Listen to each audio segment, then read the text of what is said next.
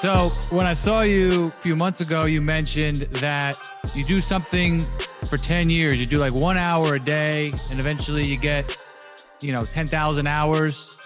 What was that math?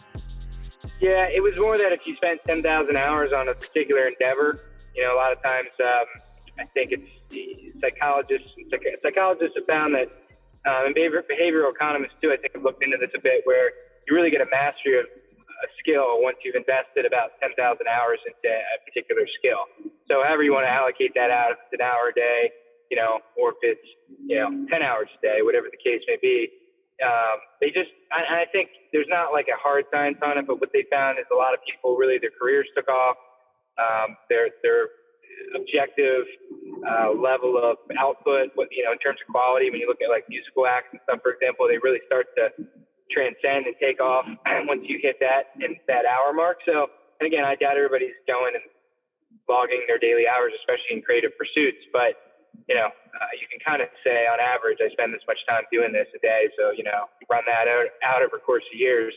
And I definitely feel like probably at that 10,000 hour mark, well within inside a decade, I stopped trying to count. But yeah, it's interesting that there's just some kind of maybe human tendency where you get that well practiced and all of a sudden the results start to come in and you can really start to, whether it's monetary or whether it's just you're doing it out of passion and a pursuit of passion.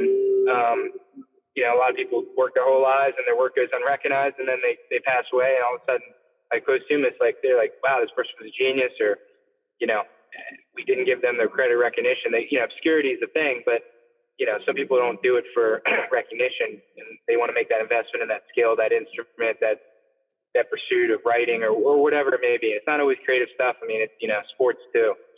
So. Yeah. Yeah, I was going to say, I'm trying to do the numbers in my head and listen to you at the same time. And I'm like, yeah, you spend 2-3 hours a day.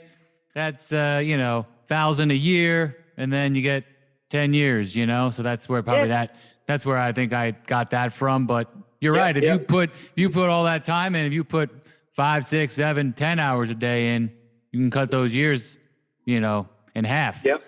And, And I think a lot of people, they work their desk job or their job 10 hours a day or whatever, 9 hours a day, whatever they work.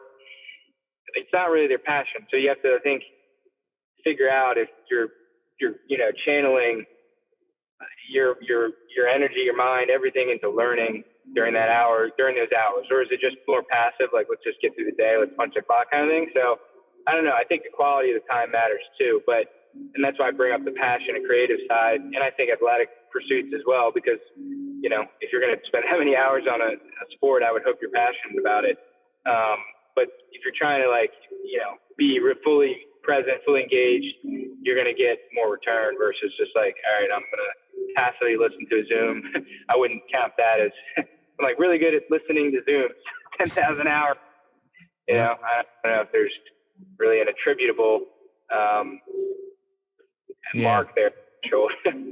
So on that note, what was your mindset when you started? So you had this vision and now you're here now, and now you got another 10, 20, 30, 40 years. You never want to stop building goals. What was your mindset? Where you're like, hey, let's just get these small goals. Let's just have small wins along the way and just keep building. Yeah, I think with this kind of work, a lot of it can be tactical, and let's figure out executing this next task so that you can get through the day and then think about the next day. I think in the beginning that was kind of more the mindset, because it was just myself. My cousin was helping me right off the bat, and then we went, trying to keep people. It's been tough. You have sometimes where you're flush with help. Sometimes you're doing it by yourself. Like right now, we have a great crew, so that allows me to be a little more strategic. But in the beginning, it was more tactical. I still had some bigger goals, like I wanted to have 1 million oysters in the water within 3 years.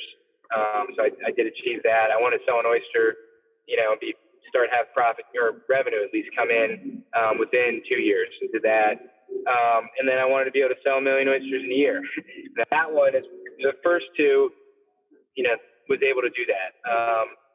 Got fortunate. Now the last goal of that 3, for example, has been elusive. And some of that is weather related. Like 2018, we had the most rain in recorded history on the East Coast.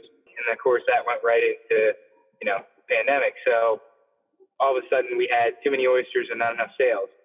So to be able to sell 1 million oysters in a year, you really need several million in the water because you're 18 months out on any given, year class of crop. So you're constantly staging for the future. So you have to be somewhat strategic. Like now we're looking at where we're going to be next year and the year after. And I wish I could go farther, but there's still so many tactical decisions that have to be made on a daily basis. But long story short, that million a year, you have to be moving like 20,000 oysters, give or take, a week, 50 weeks a year.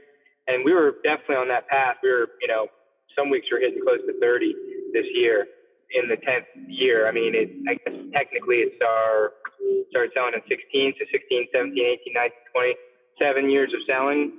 We're finally on the pace to sell 1 million oysters this year. But, then again, we're a little tight on supplies. So we've had to slow down our sales. Haven't had to shut anything down yet necessarily, but definitely cut back. And now we're running more like, 18,000 pieces a week or something. So it's like, did you sell enough when you had it to kind of make up that now deficit to average out 20K? And I don't know. And now we're heading into, starting to think about Q4. So I need to actually, it's a good reminder to pull up, see where we're at.